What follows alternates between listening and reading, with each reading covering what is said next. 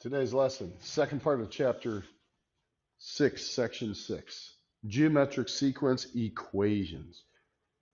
All right, so what you see here is the equation of a geometric sequence. Now, we use the variation of this on the homework in ALEKS, but this is another way that you can write an equation. And a couple things you want to pay close attention to is what this terminology is expressing. So let's pay attention. A to the n is the answer that you're looking for. A to the 1 is your first term of a sequence. This is totally different than if we had a table of values, isn't it? This is a sequence of numbers. R is still your pattern, but look at the exponent. It's n minus 1, a slight variation from what we've used before. So let's go ahead and try to get this answer.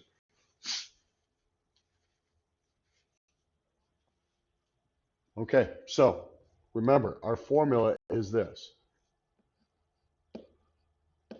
The answer will be the first term times the common ratio to the n minus 1 power. All right, that's a slight difference than what we saw when we were working with a table of values, where the initial term was actually the y-intercept. But this works, and we'll be able to explain why. So I guess what we need to do is start filling in this formula. So a to the n equals, all right, a sub 1. What is the first term? Well, a sub 1 is right there. That is the actual first term of this sequence. Had this been a table of values, then we'd be looking for the y-intercept instead. Next thing, what is r? What is the common ratio? Let's go ahead and see if we can determine it. Can you tell what we're doing, going from one number to the next? If not, divide a pair of numbers, but I can tell it looks like we're multiplying by 6 each time. So that is going to be replacing the letter r. And then finally, the exponent will be n minus 1 in this formula. So the question is, let's go down here. It says find a sub 10. All right, well, let's go ahead and try that. So a sub 10 means I'm looking for the 10th term. That will be 2 times 6 to the 10 minus 1. Now what I did there is I took this 10 and I put it in place of n. You see that right there?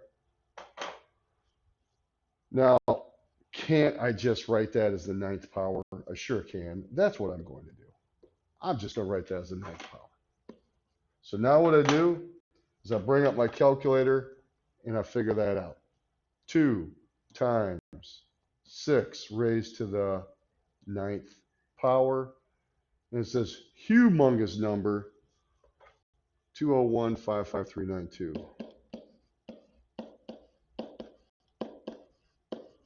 Throwing a comma in every 3, and there you go. If you kept multiplying numbers by 6, that would be the 10th number of the sequence. Very large number, very true. Okay. Let's try a couple of these. All right, so here we go. Let's find a to the 7. So what we need to do is we need to remember our formula.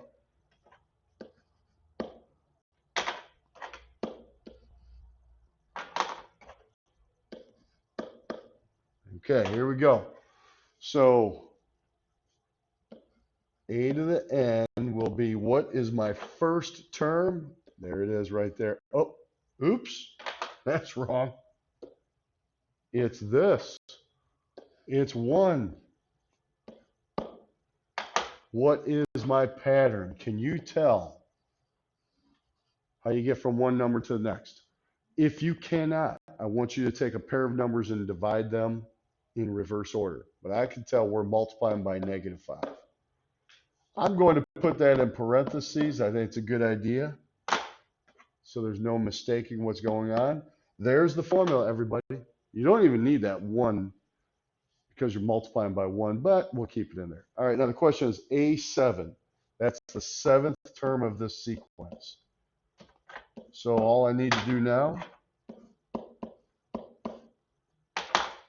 is now take that 7, put it over here, so it'll be 7 minus 1. But like I said, isn't that just the number 6? So why not just put a 6 here? And let's see what we get as a final answer. Let's bring up our calculator.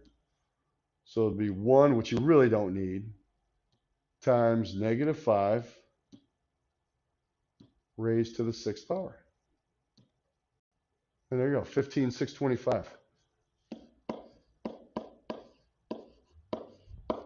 So this formula with this n minus 1 actually takes into account the fact that you don't have the y-intercept.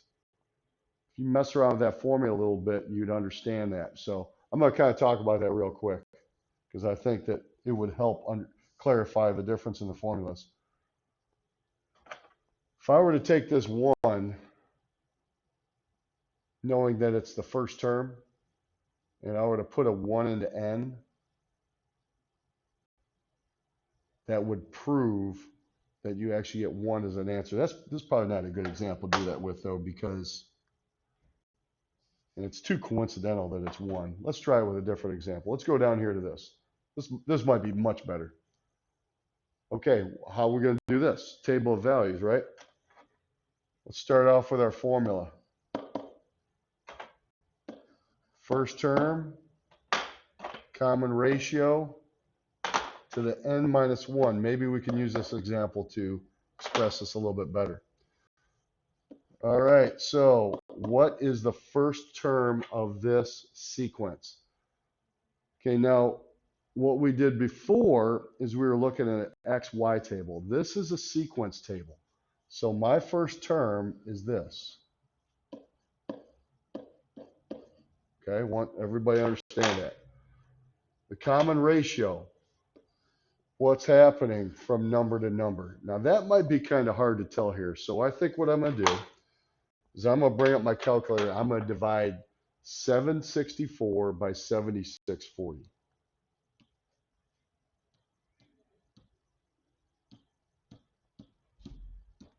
Because I just don't know this off the top of my head. All right, 0.1 is my pattern.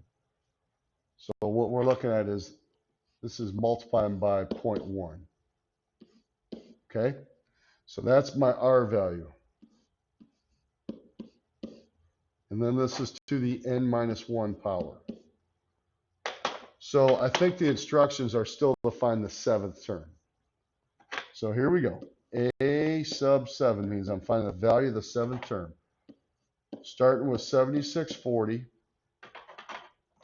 multiplying by 0.1, and then remember what we do is we take the 7 and we put it over here, and it actually is the 6th power, right? So I'm just going to write the 6th power. And let's see what we get. So 7640.1 to the 6th.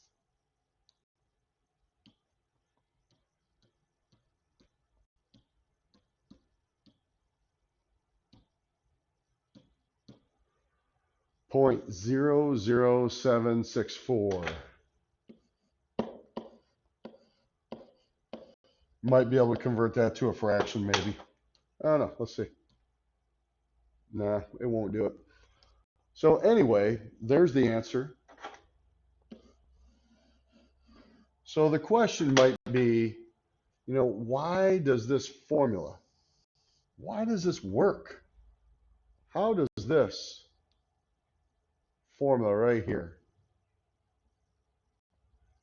so I can drag this over. There we go. How is it that this works? Well, let's do a real quick explanation for you. So everybody see where the first term is represented by when n is 1? What if you put that 1 right there? So this would be a sub n equals, my first term is 7640 I know we're multiplying by 0.1, right? And now if we put a 1 in there, the first term, this would be a 1 minus 1, which is 0, isn't it? Mm-hmm. Well, let's do a calculation. What's that right there? That's 1, isn't it? Anything to the 0 power is 1.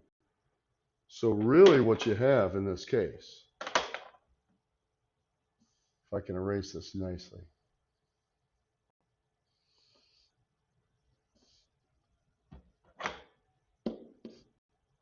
And what's that?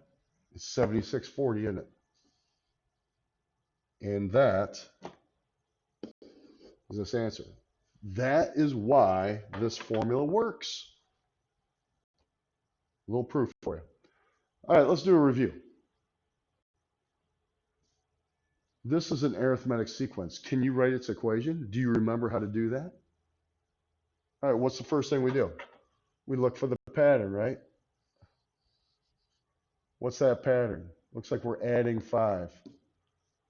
Do you remember that that's basically the slope? I mean, arithmetic sequences are lines, right? So what you just found is this is the slope. So let's go ahead and rewrite this. Y equals 5x. Now, do you remember how to find b? Well, remember we should go back one term. Well, what would it be if we went back one more term? What would that be? That's right. It would be -8. So this is b.